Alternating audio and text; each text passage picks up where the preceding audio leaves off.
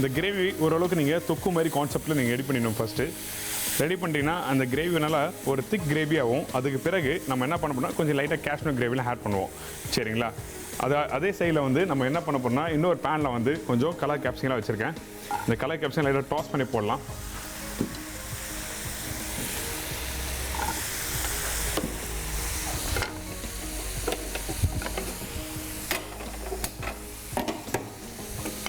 கொஞ்சம் லைட்டாக ஒரு ட்ராப் ஆயில் இதில் திருப்பி ஆட் பண்ணுறேன். என்கிட்டனா அந்த ஆனியன் கேப்சிகம் நீங்கள் இதை டேரெக்டாக வதங்கினா உங்களுக்கு வந்து அந்தளவுக்கு கிரேட்ஃபுல்லாக கலர்ஃபுல்லாக வராது. ஸோ அதனால் நான் சின்ன பேனில் வந்து டேரெக்டாக டாஸ் பண்ணி இதில் மிக்ஸ் பண்ணுறேன். ஸோ பார்க்கும்போது உங்களுக்கு ஒரு கலர்ஃபுல்லான ஒரு கிரேஸ் கிடைக்கும். பார்த்தீங்களா, அந்த மசாலா பாருங்கள் நல்லா திக்காக ரெடி ஆகுது.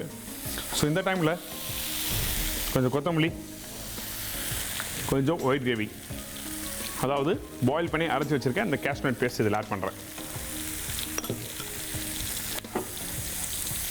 இந்த கேஷ்மீர் பேஸ்ட் இதில் ஆட் பண்ணிவிட்டு கொஞ்சம் கிரேவி திக்காகவும் அந்த ஸ்பைசஸ் டுகெதராக வந்து மிக்ஸ் ஆகும்போது என்ன விட்டுனா கொஞ்சம் லைட்டாக வாட்டர் ஆட் பண்ணி இன்னும் கொஞ்சம் லைட்டாக நீங்கள் லூஸ் பண்ணலாம். லூஸ் பண்ணி முடித்த பிறகு நம்மக்கிட்ட இருக்க இந்த கஸ்தூரி மேத்தி இதில் ஆட் பண்ண போகிறேன். இந்த கஸ்தூரி மேத்தி ரொம்ப இம்பார்ட்டன்ட். அதே டைமில் இந்த ஜீரா பவுடர் ரொம்ப இம்பார்ட்டன்ட். ஸோ அதனால் எப்போவுமே நீங்கள் இந்த ப்ரிப்ரேஷன் பண்ணும்போது ஃப்ரெஷ் ஜீரா பவுடர் போட்டால் நல்லாயிருக்கும். இன்னும் கொஞ்சம் லைட்டாக தண்ணி ஆட் பண்ணுறேன். இந்த தவா பன்னீர் வந்து எப்போவுமே ஆல்வேஸ் வந்து நீங்கள் என்ன அப்படின்னு கேட்டிங்கன்னா அந்த தவா பன்னீர் ஆல்வேஸ் நீங்கள் திக்காக தான் வந்து மசாலா இருக்கணும். சரிங்களா? எப்போவுமே கிரேவியாக இருக்கக்கூடாது. நீங்கள் கிரேவியாக இருந்ததுன்னா அது வந்து ப்ரிப்ரேஷன் வேறு மாதிரி ஆகும். அதனால் எப்போவுமே அந்த கிரேவி ஷுட் பி வந்து திக்காக இருந்தால் தான் உங்களுக்கு வந்து அந்தளவுக்கு சூப்பரான டேஸ்ட் அண்ட் டெக்ஸ்டர் எல்லாமே கிடைக்கும். எப்படி இருந்தது அந்த ஆனியன் டொமேட்டோ கிரேவி எப்படி இருந்தது, இப்போ எப்படி இருக்குது பார்த்தீங்களா? அந்த கேஷ்மீர் ஆட் பண்ண பிறகு நம்மளுக்கு வந்து அந்த ப்ரிப்ரேஷன் நல்லா சூப்பராக வரும். இப்போது இந்த ஆனியன் கேப்சிகம் எல்லாத்தையும் இதில் ஆட் பண்ணுறேன். இந்த பன்னீரை நீங்கள் அப்படியே கூட நீங்கள் சாப்பிட்லாம். இதை குக் பண்ணி தான் சாப்பிடணும் இல்லை, ஆல்ரெடி இந்த பன்னீர்னாவே ஆக்சுவலாக குக் பண்ண பாலில் தான் நம்ம ரெடி பண்ணுறாங்க. சரிங்களா?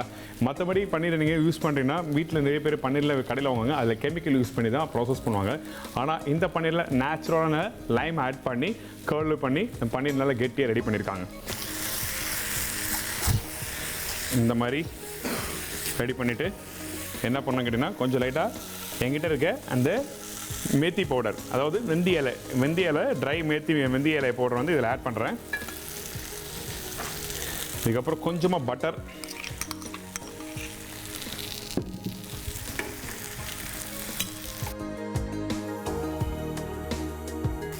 வாவ். இப்போ நம்மளோட இந்த ஐடி ஃப்ரெஷ் ஃபுட் பன்னீர் தவா மசாலா ரெடி ஆகிடுச்சு. இப்போ அழகாக ஒரு சின்ன பிளேட்டில் நான் ப்ளேஸ் பண்ணுறேன்.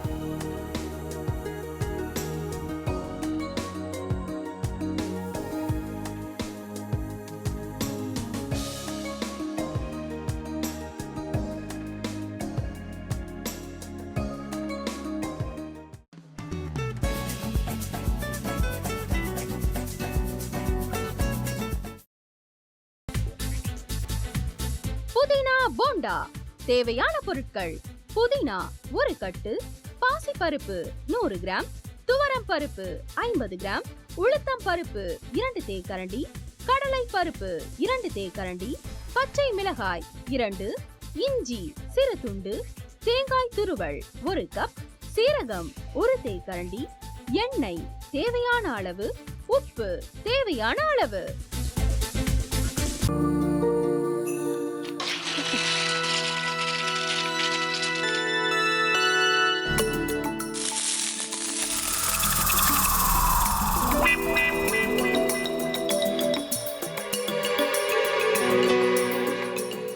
இந்த ஆம்லெட் பண்றதுக்குள்ள போதும் ஆயிடுது. தவையோட ஒட்டிக்குது.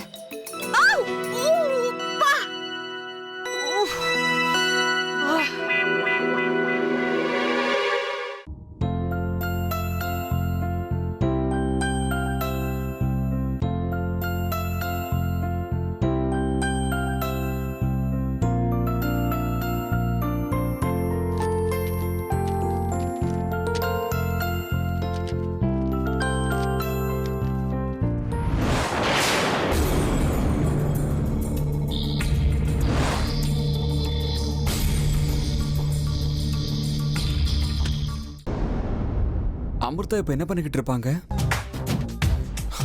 நாளைக்கு எல்லாரும் சேர்ந்து அவங்க வீட்டுல பொண்ணு கேட்கறதுக்காக போறோம். என்ன மாதிரி அவங்களும் ரொம்ப எக்ஸைட்டா இருப்பாங்களோ? அதான் ஃபோன் நம்பர் இருக்கே, ஃபோன் பண்ணி கேட்டுடலாம்.